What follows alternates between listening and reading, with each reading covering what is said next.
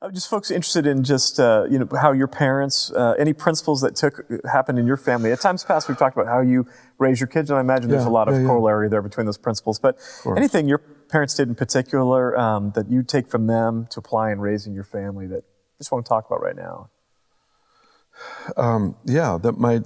Both of my parents are just huge encouragers. My dad was just really the biggest encouragement of my life. He always, the overriding thing was he always believed in me, just no matter what. He just always did, and my mom too. Yeah.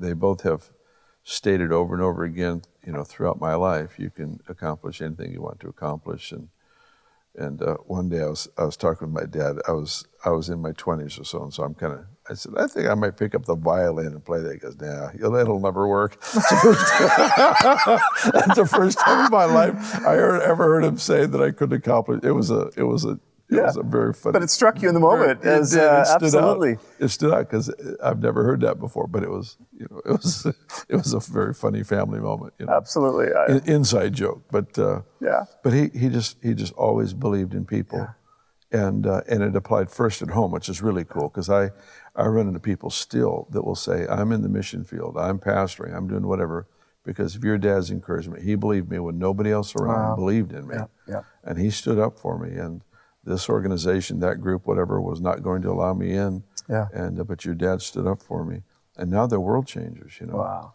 Well, the cool thing is that was at home before it was out there. Yeah.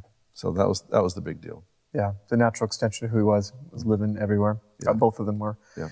It strikes me I have two questions. Hopefully I'll be able to remember them. But did that put any weird performance thing on you ever? Because sometimes we can talk, sometimes we'll say, hey, you guys are world changers, and we'll have people come back after 2 or 3 years and go, I'm a failure. I haven't changed the world yet. It's just like, that's not quite what we meant, And did you have a sense of that, it creating performance, or was it good, or the way it was given is like, no, it didn't have a lot of strings attached to it, or?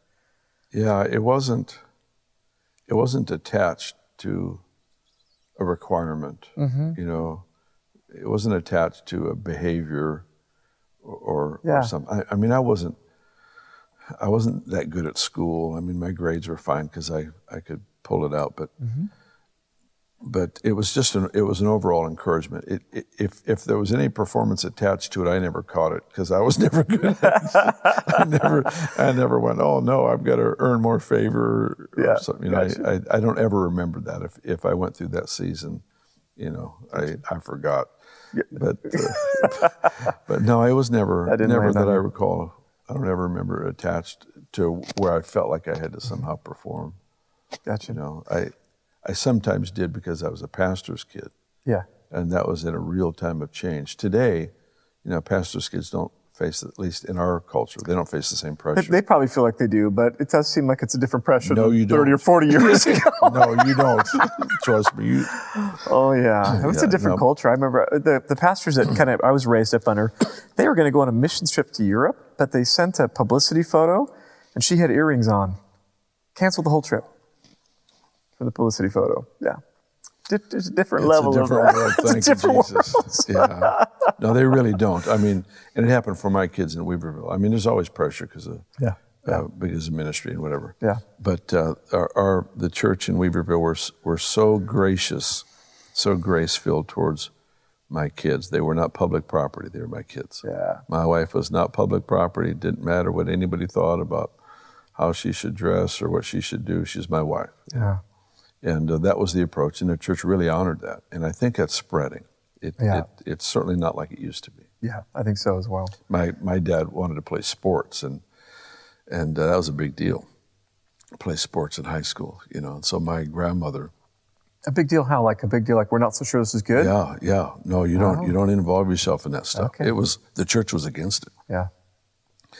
And she just cried out to God. She got alone with the Lord, and she came out and said, I forget her language because it would be Minnesotan, kind of approach, old style, Swedish and Norwegian background. But she said, athletes. Athletes is okay. She came out with a conclusion that he could play, and that was just a big deal. And she took a lot of heat for the fact that he was involved in high school sports. So back then, it was a lot different than now. Yeah.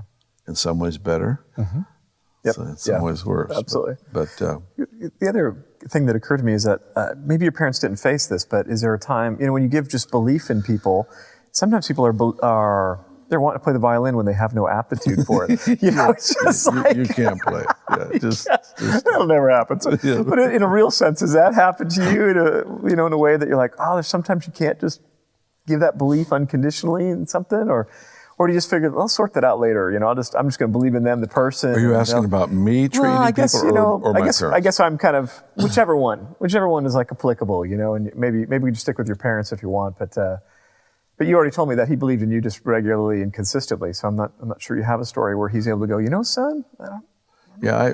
I also didn't challenge him. I didn't come home and say, I'm going to be an astronaut. He might have gone, son, ain't going to happen. No, he really believed I could do anything. I mean, if I were to say I was going to go into politics or practice law or whatever, he would be right there. He'd be right there. Yeah. So as far as my approach to people, oftentimes people will have a dream. Let's say they want to be an actress. Yeah. Okay. Whether or not they have the aptitude for that is yet to be proven. But there's a desire in them that is manifesting in their desire to be an actress. Yeah. That dream is still alive, even if they don't become an actress, because it takes on an expression somewhere else. In other words, there's a gifting, there's a desire, a passion in them that, the way they identify it is, I want to be an actress or a baseball player, or I want to be a politician or whatever. But that they've got a drive in them that may find fulfillment somewhere else. If the Lord turns this away, that same passion. It's a weird example, but I remember some of the great missionaries in the Assemblies of God went to Lebanon many, many years ago to start a TV ministry. They're friends of our family. And when they got there, everything that brought them there fell apart. And they ended up starting this other little ministry called Book of Life. Oh, wow. And it's this massive, world-changing, incredible ministry of the Assemblies that actually started. Their dream took them here. From a crash and burn. Yeah, and it looked like it wasn't fulfilled. But it was. Yeah. It was fulfilled greater here. Yeah. So we have the person who's wanting to be the politician, and it doesn't work, but they end up being incredibly successful in business and having more influence in this role than they would have here. Yeah. And so it's that drive God protects and preserves. Mm-hmm. We try our best with language. This is what it is. And he says, I see it and I'll protect it. But this is what it is. Oh, yeah. And, so it's like these things are God-given to us. So by giving that belief in some ways, this person might not be heading to where they think they're heading, but they're taking the risks into the places that maybe perhaps the Lord wants them to head into. Exactly. You talked about your dad. What about your mom and that whole set? Was she the same level of belief, or was she okay? She really was. Yeah.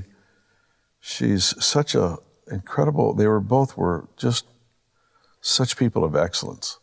Yeah. Just with everything. Yeah. Yeah.